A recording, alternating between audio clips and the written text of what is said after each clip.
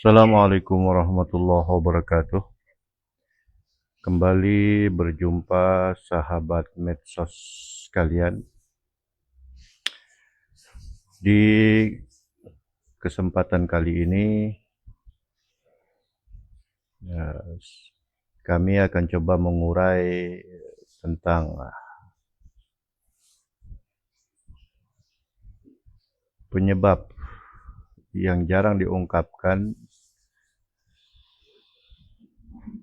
tentang kenapa Nabi Adam dan Bunda Hawa diturunkan dari surga.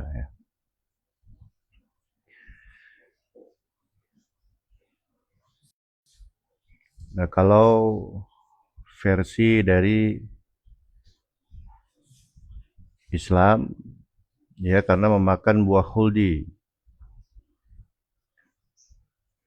Kalau versi Nasrani atau saudara-saudara kita Kristiani mengatakan karena pengetahuan.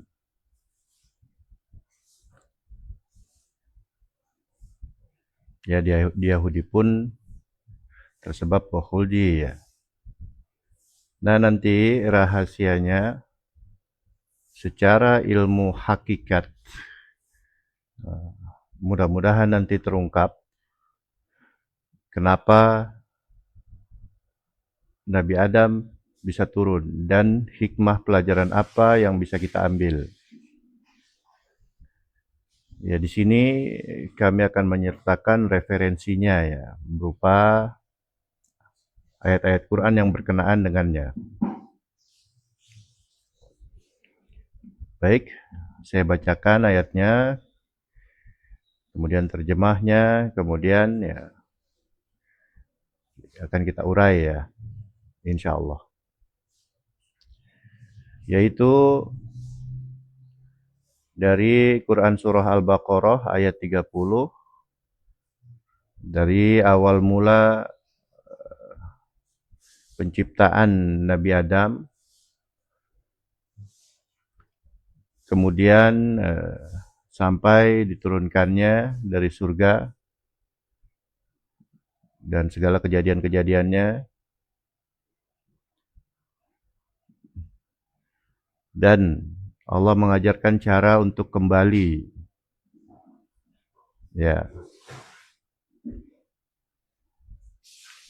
Allah mengajarkan cara hidup di bumi, kemudian cara juga untuk kembali, yaitu taba, atau kita kenal dengan istilah taubat ya. Artinya itu kembali sebenarnya. Ya, kembali seperti apa? Kalau dikatakan dari surga, ya kembalinya pasti ke surga, maksudnya begitu. Baik, kita mulai ya. A'udzubillahi minasyaitonirrajim. Bismillahirrahmanirrahim. Wa idz qala rabbuka lil malaikati inni ja'ilun fil ardi khalifah. Qalu ataj'alu fiha may yufsidu fiha wa yasfiku ad-dima' wa nahnu nusabbihu bihamdika wa nuqaddisu lak. Qala inni a'lamu ma la ta'lamun. Ini ayat Quran Surah Al-Baqarah ayat yang ke-30-nya. Yang artinya, ingatlah ketika Tuhanmu berfirman kepada para malaikat. Allah berkata kepada para malaikat, aku hendak menjadikan khalifah di bumi. Jadi memang awalnya itu untuk turun ke bumi. Nah ini menariknya. Nah jadi rangkaian-rangkaian tadi itu yang saya submateri yang saya urai tadi itu sebenarnya ya Allah itu nggak langsung bikin Nabi Adam di bumi gitu maksudnya, tapi dari surga dulu. Nah itu yang sering saya ungkap kalau di jargon saya pas penutupan tiap video ya, aslinya kita makhluk bahagia. Nah itu maksudnya ini. Ya kita kan anak keturunan Adam, Nabi Adam ya. Ya dari tempat yang bahagia apa? Diciptakannya kan di surga gitu. Tapi peruntukannya untuk di bumi. Makanya Allah berfirman kepada para malaikat, aku hendak menjadikan khalifah di bumi. Inni jailun fil ardi khalifah. Ya memang dari awalnya di bumi, peruntukannya untuk di bumi. Ya seperti itu ya. Diperankan. Nah, seperti itu. Baik, saya lanjutkan. Mereka, para malaikat berkata, apakah engkau hendak menjadikan orang yang merusak dan menumpahkan darah di sana? Sedangkan kami bertasbih memujimu dan mensucikan namamu. Qalu ataj'alu fiha may yufsidu fiha wa yasfikud dima wa nahnu nusabbihu bihamdika wa nuqaddisu lak. Nah, ini menarik ya. Seolah-olah malaikat ini protes. Ya, protes atau bukan nggak terima ya, apa ya bahasanya ya. Kayak ngajak diskusi atau gimana gitu. Bahasa jelasnya kenapa nggak kami aja yang dijadikan khalifah di muka bumi. Nah, ini menarik ya. Banyak literasi dalil mengatakan bumi itu nggak berharga, bahkan hadis Nabi mengatakan bumi itu seperti sampah dan lain sebagainya. Tapi di sini para malaikat seolah-olah mengatakan kepada Allah itu, kenapa enggak kami aja para malaikat yang jadi khalifah di muka bumi? Menarik ya. Berarti bumi itu termasuk karunia juga dari Allah tuh. Memang di kalangan para pejalan ruhani atau ahli sufi, kita harus zuhud dari dunia, bukan berarti membenci dunia. Tidak, dunia itu ciptaan Allah ya. Walaupun dengan kausalitas yang paling rendah gitu. Hakikatnya tetap ciptaan Allah. Seluruh ciptaan Allah berarti karya Allah. Seluruh karya Allah itu semuanya karunia. Seperti itu ya. Jadi jangan seolah-olah ada stigma atau penilaian bahwa eh, para pejalan ruhani ini membenci dunia. Enggak begitu. Itu hanya tentang bagaimana caranya untuk kembali. Itu aja. Nah, jadi berbeda ya penilaian. Ya sama kayak misalkan orang merantau dari daerah untuk ke Jakarta untuk kerja gitu ya. Nah, kemudian apakah kampungnya dan tempat merantaunya itu eh, hina? Aduh, nggak betah nih perantauan. Apakah tempat perantauannya hina? Enggak. Hanya dia yang nggak bisa adaptasi. Banyak yang betah juga di perantauan itu. Nah, contohnya gitu. Jadi maksudnya banyak penilaian di masyarakat bahwa zuhud dari sufi itu membenci dunia. Aslinya tuh nggak begitu. Ya. Tapi itu hanya sebuah kurikulum dalam ilmu ruhani atau ilmu kolbu supaya hanya berketergantungan hanya kepada Allah aja. Caranya seolah-olah seperti membenci dunia, padahal sama sekali enggak. Karena pejalan ruhani itu sangat paham bahwa dunia itu tuh ciptaan Allah walaupun kausalitas rendah. Ya, namanya keciptaan Allah ya karunia dari Allah ya. Nah, ini buktinya Nabi Adam Allah sendiri yang mengatakan, aku akan membuat seorang khalifah di muka bumi, di bumi. Ya, seperti itu ya. Tapi pada akhirnya maksudnya Nabi Adam ini membawa visi misi ke muka bumi agar supaya mengajak banyak dari orang untuk kembali kepada Allah. Tujuannya sebenarnya itu. Baik, saya lanjutkan ya. Tadi sampai kepada malaikat yang seperti mempromosikan dirinya ya. Kenapa Adam yang diciptakan? Kan dia eh, makhluk seperti itu tuh menumpahkan darah, apa nih bahasanya? Merusak, yusidu, wayasfikud dima, merusak dan menumpahkan darah, hobinya begitu. Kami dong nih makhluk anteng ya kan, malaikat kan begitu ya. Kerjaan kami cuma memuji Engkau wahai Tuhan dan mensucikan namamu wahai Tuhan. Ngapa ngapa nggak kami aja sih? Ya gitu ya. Menarik ya. Kemudian Allah berkata menjawab dari perkataan para malaikat atau berfirman, Inni a'lamu ma la ta'lamun, sesungguhnya aku mengetahui apa yang tidak kamu ketahui. Nah, di ayat berikutnya nanti lebih seru lagi.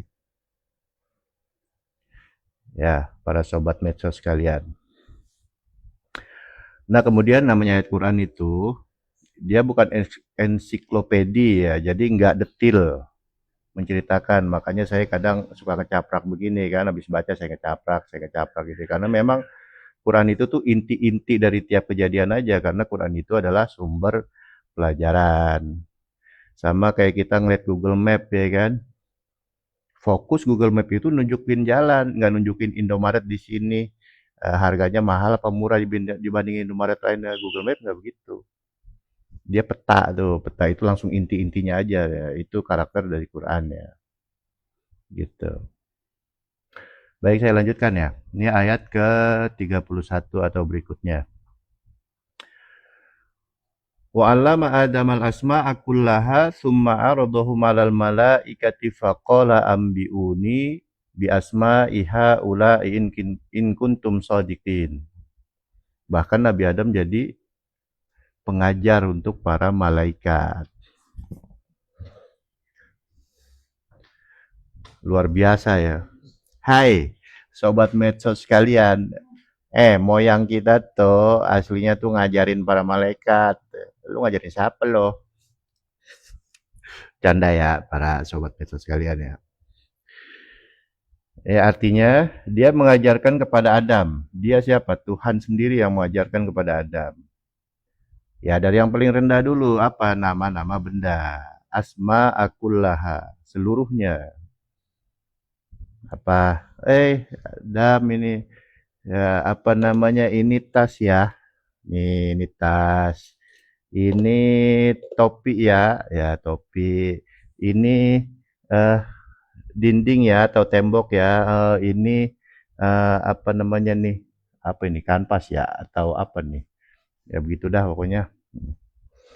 Ya. Nah, ini mikrofon nih. Ya, dikelarin seluruhnya, semuanya. Berarti lengkap. Nih. Kullaha berarti Nabi Adam itu diajari seluruh nama benda. Ini rahasianya di seluruh zaman. Berarti yang menyerap Nabi Adamnya atau bukan? Bukan. Unsur dari yang tidak terbatas dari Nabi Adam, apanya? Ruhnya. Ini kullaha kan disebutnya. Masa kullaha itu eh, hanya yang ada saat itu, di waktu itu. Di sorga nggak ada waktu ya. Nah, nggak ada siang, nggak ada malam. Kan di sorga ini kisahnya. Fix ya, berarti seluruhnya lengkap. Ya, seperti itu. Kemudian Kemudian dia Allah itu memperlihatkannya kepada para malaikat. Ya, apa maksudnya? Ya, Allah mengatakan di ayat sebelumnya, aku lebih tahu kepada para malaikat ya Allah mengatakan, ini alamu malah ta'lamun, aku lebih tahu apa yang enggak kalian tahu. Nah ini Allah bukan hanya ngomong, tetapi Allah di sini langsung menunjukkan kepada para malaikat, ini yang tidak kalian tahu, gitu loh maksudnya. Tapi melalui Nabi Adam, gitu. Apa bisa begitu? Bisa kan, dimensinya lain malaikat sama Allah tuh.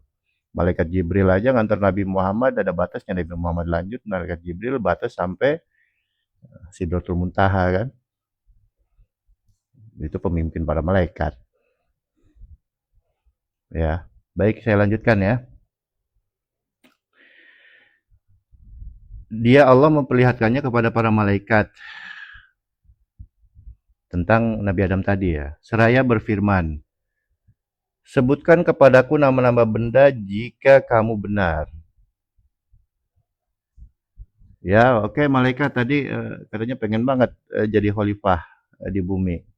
Ya udah, apa yang kalian tahu tentang bumi? Ya gitu bahasa gampang ya. Ini kalau bahasa-bahasa manusianya ya. Nah, ini ayat ke 31. Berikutnya ayat 32. Qalu subhanak la ilma lana illa ma 'allamtana innaka antal alimul hakim. Ya malaikat gentle ya. Ya malaikat memang nggak ada rekayasa, nggak ada nafsu apa kan gitu ya. Jadi langsung aja begitu. Bagaimana malaikat siap tinggal di bumi gitu kan. Aduh, ternyata bukan ukuran saya begitu gampangnya. Nah, artinya mereka para malaikat tidak sanggup menyebutkan nama benda-benda tersebut. Ini tentang ilmu ya, gitu. Dan menjawab, Maha suci Engkau dari segala kekurangan. Tidak ada yang kami ketahui selain apa yang telah Engkau ajarkan kepada kami. Sebenarnya malaikat pun ya dibimbing Tuhan sendiri. Makanya Allah disebut Maha mengatur segala sesuatu ya termasuk malaikat. Gitu. Kita tahunya malaikat itu pembantu-pembantu Allah ya. Tidak. Itu hanya kausalitas loh. Gitu. Bahasa syariatnya iya, malaikat itu seolah-olah seperti membantu Allah. Aslinya enggak sama sekali ya. Ya, saya lanjutkan. Sesungguhnya engkaulah yang maha mengetahui lagi maha bijaksana. Tuh. Ya, Allah sangat maha bijaksana. Ya. Baik, saya lanjutkan ya. Jadi kesimpulannya, nah itu kesimpulannya Nabi Adam dibekali dengan berbagai macam persiapan, ya ilmu lah gampangnya untuk hidup di bumi. Nah ini menarik ya. Seolah-olah, wah makan buah huldi itu apa namanya, makan buah huldi, coba nggak makan buah huldi, kita semua masih pada di sorga gitu. Ya, ada yang begitu ya. Bahkan ulama-ulama syariat itu ya seolah-olah seperti menyalahkan Nabi Adam. Ada, walaupun secara tidak langsung. Karena apa ya? Karena nggak paham ya, belum paham. Baik, ayat berikutnya yaitu ayat 33. Qala ya Adamu ambihum bi asma'ihim. Falamma amba'ahum bi asma'ihim qala alam aqul lakum inni a'lamu ghaibas samawati wal ard wa a'lamu ma tubduna wa ma kuntum taktumun. Dia Allah berfirman, wahai Adam, beritahukanlah kepada mereka nama-nama benda itu. Tuh, jadi guru malaikat kan? Setelah dia atau Adam menyebutkan nama-nama itu, Allah berfirman, bukankah telah kukatakan kepadamu? Nah, Allah ngomong kepada malaikat, bukankah telah kukatakan kepadamu, para malaikat maksudnya, bahwa aku mengetahui rahasia langit dan bumi. Dan aku mengetahui apa yang kamu nyatakan dan apa yang selalu kamu sembunyikan. Enggak ada rahasia. Ya iya, makanya disebut maha. Ngumpetin apa Anda di hati hari ini? Ya. Apakah Allah tahu? Oh, ya. Jawab B sendiri ya. Ya, ayat berikutnya. Itu kita. Malaikat aja. Diomongin begitu. Apa yang kalian simpan di hati kalian, aku tahu. Itu kepada malaikat loh, apalagi kita lah ya. Nah, ini untuk ayat 33-nya. Berikutnya ayat 334. Wa idh qulna lil malaikati isjudu li Adam fasajadu illa iblis. Aba wastakbara wa kana minal kafirin. Ya khalifah, ya apa maksudnya ya? Sujud penghormatan ya. Artinya, ingatlah ketika kami berfirman kepada para malaikat, sujudlah kamu kepada Adam.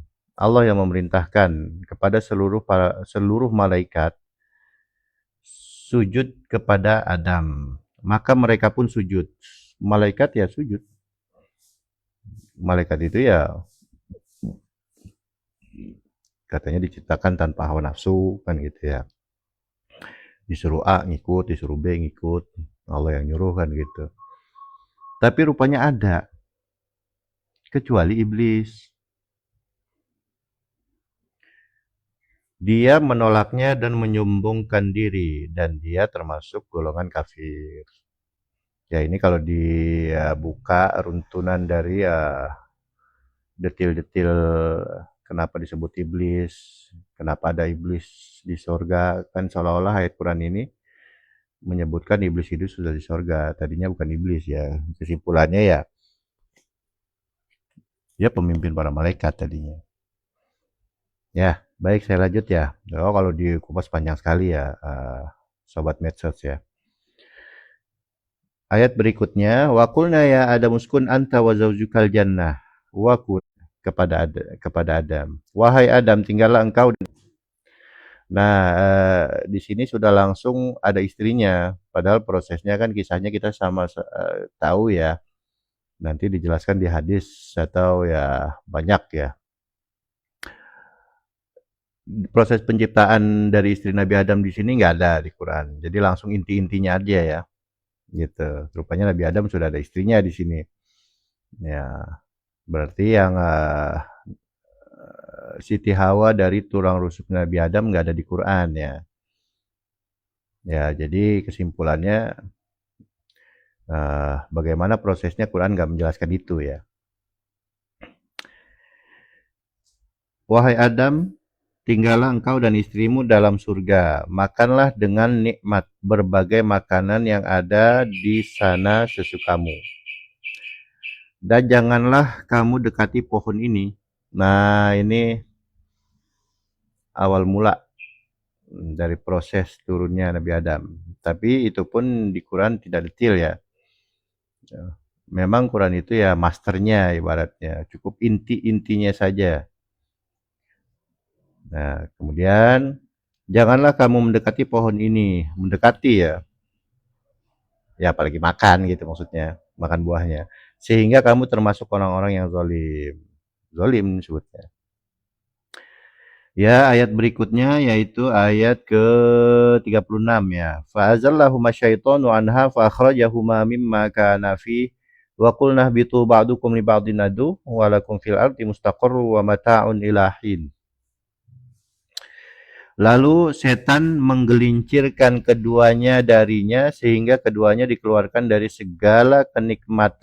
Dia tuh iblis. Tapi di sini di ayat berikutnya hanya berjarak 2 ayat Allah menyebutnya setan.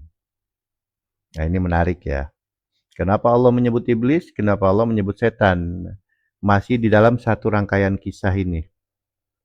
Menarik ya?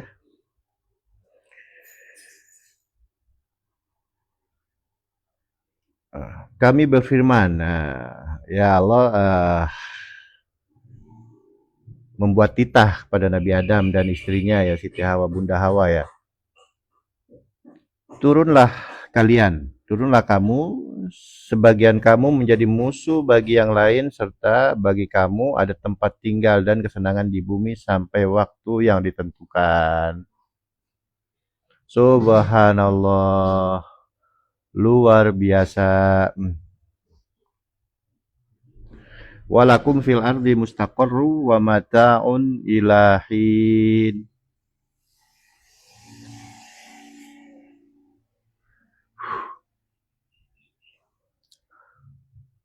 Kagum saya.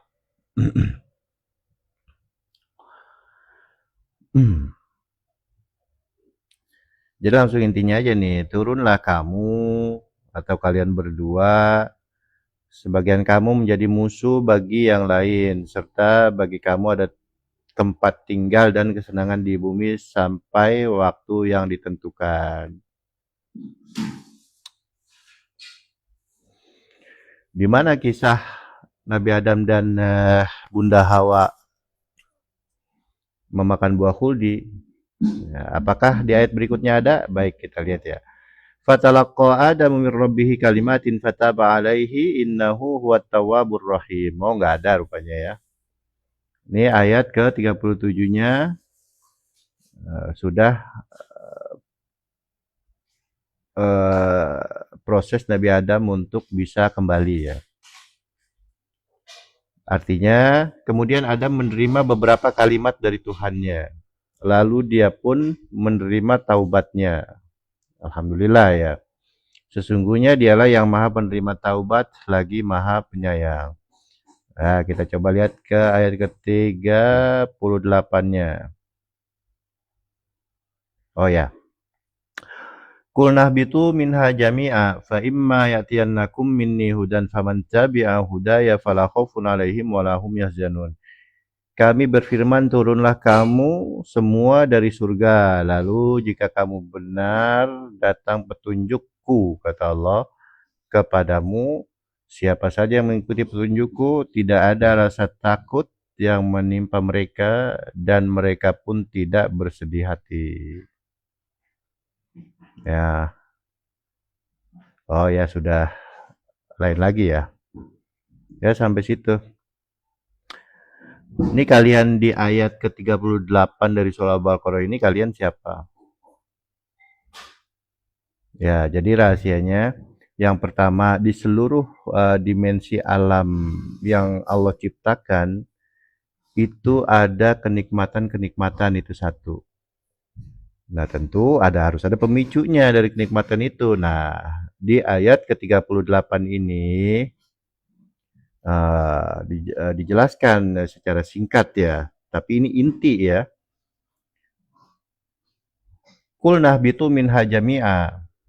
Turunlah kalian semua dari surga. Tapi pakai ihbitu ya.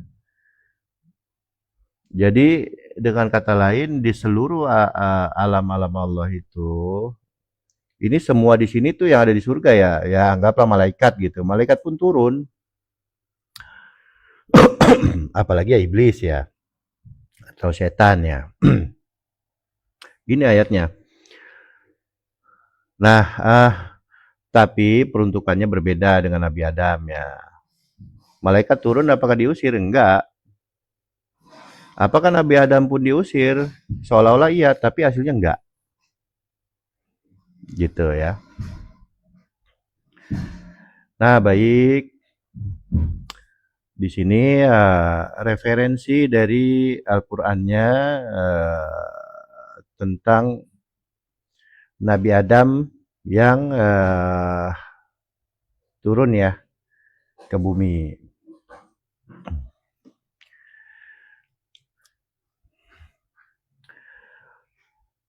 Pelajaran yang kita bisa ambil itu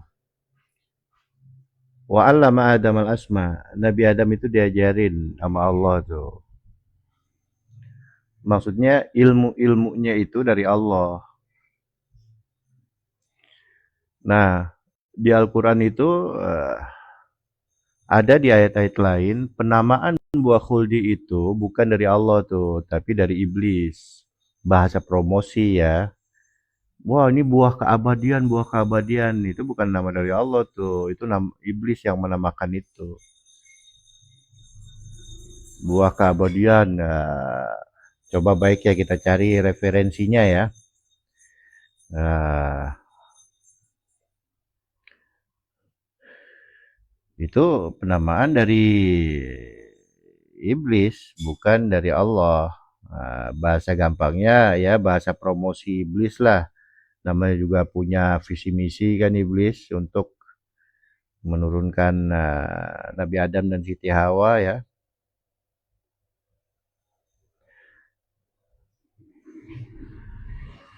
Dari surga. Nah, masalahnya tuh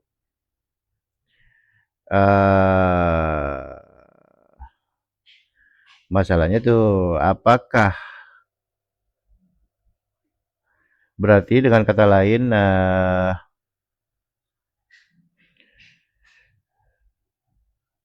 dengan kata lain, ya semua atas kehendak Allah. Bahkan dari awal di ayat ke-30 tadi itu, Allah memang akan menciptakan seorang khalifah di muka bumi. Jadi semua itu benar-benar Allah yang mengatur ya. Ya baik, tentang buah khuldi ada di surah Al-A'raf ayat 22.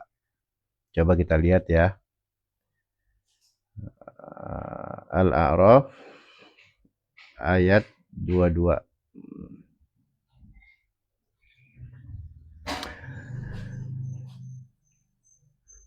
Saya bacakan auzubillahi minasyaitonirrajim. Bismillahirrahmanirrahim. Fadallahuma bighurur.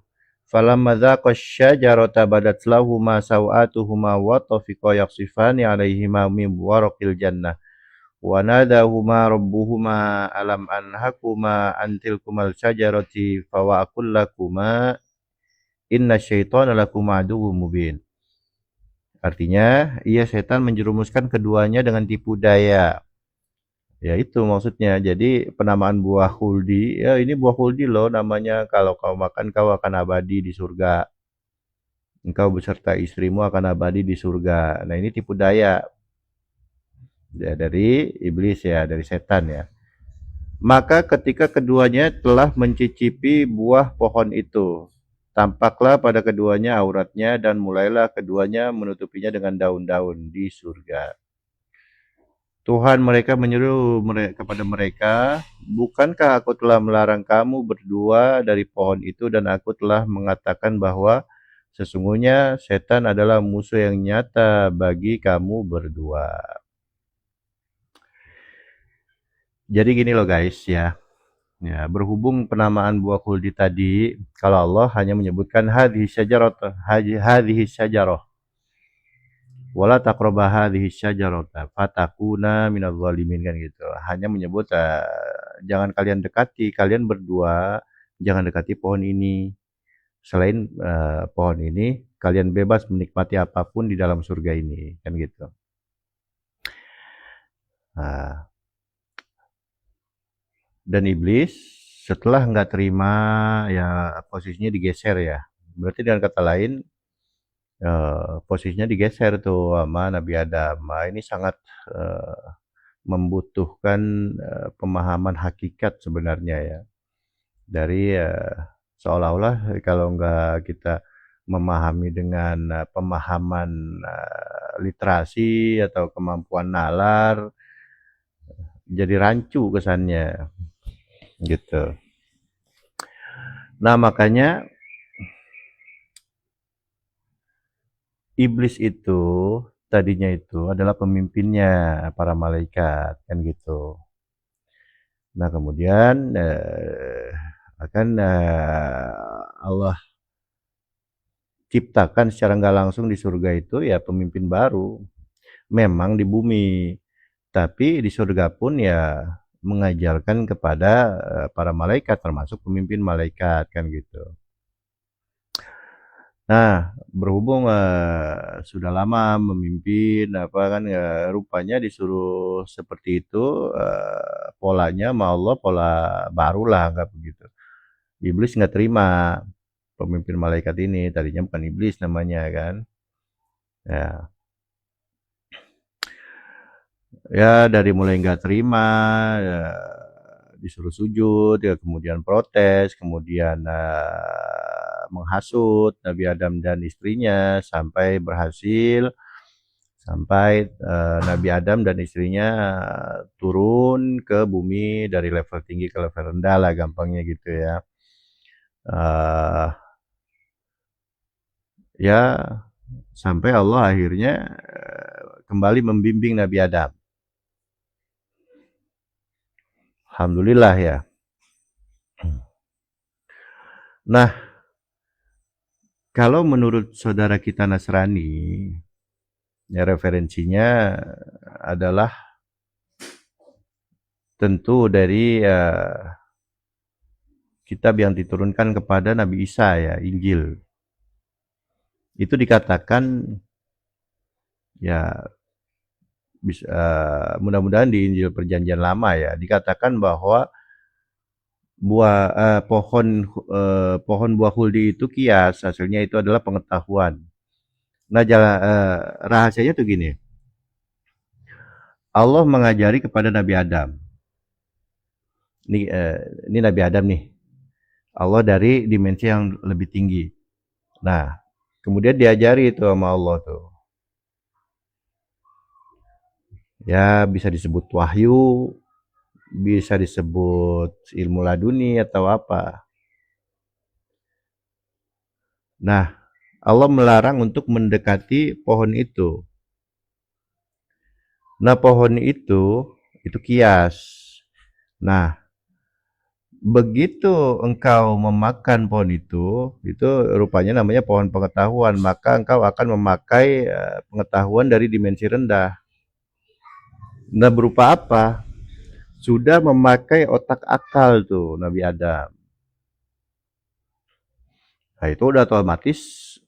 Ya di Quran tadi kan kias-kiasnya pakaian begitu memakan buah kulit tadi pakaiannya terlepas, kemudian mencari daun-daun di surga itu untuk menutup tubuhnya kan. Nah itu maksudnya adalah terlepas seluruh karunia dari langit gitu. Jadi begitu gampangnya, begitu kita memakai wawasan dari otak, kita tuh tidak memakai wawasan dari Allah tuh. Gampangnya tuh begitu. Nah ini kan agar supaya kita bisa mengambil pelajaran kan. Apa keterkaitan antara penciptaan Nabi Adam di sorga, kemudian turun ke bumi, sebab turunnya apa. Nah, sebab turunnya ternyata adalah memakan pengetahuan atau menggunakan akal, gampangnya begitu. Di beberapa video sebelumnya saya sudah sedikit menjelaskan ya, bahwa adanya otak kita itu pas kita lahir benar-benar terbatas kan. Kemudian akan tidak ada lagi ya, kita meninggal ya sudah otak kita nggak ada. Nah itu otak kita, hardware-nya gampangnya. Hardware-nya aja baharu. Nah, bagaimana software-nya isinya itu lebih baharu lagi dari hardware-nya. Gitu. Ya bukan isi datanya itu atau nur ilmunya itu baharu softwarenya, tapi daya tangkap kita. Jadi otak kita tuh sebenarnya bukan untuk menangkap ilmu gitu loh gampangnya. Bukan untuk menangkap nur dari Allah. Nah aslinya tuh kolbu. Nah para ulama sufi merumuskan kolbu lah alat penangkap dari seluruh ilmu, makanya al ilmu fisudur, ilmu itu adanya di dada. Laisa fisutur, tidak ada di tulisan-tulisan. Maksudnya apa? Ilmu itu bukan serapan otak, tapi serapan kolbu. Apakah dengan kita belajar menulis, membaca, mendengarkan ceramah atau segala macam kita serap di kolbu? Enggak begitu. Itu ada di dalam metodologi untuk mempersiapkan wadah dari kolbu kita, penyertaan nur unsur Allah untuk menerima ilmu-ilmu Allah, tentu dengan segala tahap prosesnya. Nah, seperti itu. Nah, jadi dengan kata lain ya kalau tanpa tarekat ya nggak bakal bisa, gitu. Nah, jadi kesimpulannya adalah tadinya Nabi Adam diajari oleh Allah langsung. Nah, kemudian Nabi Adam menggunakan otaknya. Nah, itu dimensinya udah bumi. Otak itu apple to apple dengan bumi. Ya turun ke bumi. Seluruh kebesaran surganya terlepas. Ya seperti surah Al-A'raf tadi ya. Ya seperti itu. Jadi berhasil ditipu oleh iblis dengan mengatakan, ini adalah pohon keabadian, buahnya buah abadi. Jika engkau makan, maka engkau kalian berdua, Adam dan istrinya akan abadi. Ya, nah di proses kembalinya Nabi Adam dari bumi itu melalui proses tahap pembersihan. Kan ada doanya tuh, diabadikan juga di Quran kan, Rabbana zalamna anfusana wa illam taghfir lana wa tarhamna lanakunanna minal khasirin. Wahai Tuhan kami, doa Nabi Adam kan ini ya, kami telah menzalimi diri kami, apabila engkau tidak mengampuni kami, maka kami masuk ke dalam golongan orang-orang yang zalim. Ya, dikisahkan terpisah selama puluhan tahun antara Nabi Adam dan Siti Hawa dan lain sebagainya. Itu banyak versi ya, bisa dicari sendiri ya. Kemudian Nabi Adam menangis selama 40 tahun dan lain sebagainya, itu banyak versi, silakan dicari sendiri untuk referensinya. Tapi intinya apa? Nah, intinya ilmu yang asli itu berupa nur. Nah, itu yang di surah Al-Baqarah ayat 33 tadi. Wa 'allama Adamal asma'a kullaha. Nah, itu adalah nur. Nur itu adalah kias untuk unsur dari Allah dari dimensi yang tinggi. Kita ini manusia rendah, dia dari dimensi tinggi, Allah menghampiri melalui nurnya. Nah, itu salah satu isinya ilmu. Nah, ilmu tarekat itu memastikan kita mendapatkan itu, bisa seperti itu, berprosesnya untuk mendapatkan ilmu itu seperti itu. Gitu. Ya, seperti itu. Baik, saya rasa cukup sampai di sini dulu. Mohon maaf apabila banyak kekurangan, dan juga mohon maaf apabila ada salah-salah kata. Ya. Salam bahagia, jangan lupa untuk bisa berbahagia dalam situasi dan kondisi apapun, karena aslinya kita adalah makhluk bahagia. Dan juga semoga kita bisa membuka pintu hati kita untuk menerima petunjuk-petunjuk dari Allah. Ilahi anta maqsudi wa ridhaka matlubi. Wassalamualaikum warahmatullahi wabarakatuh.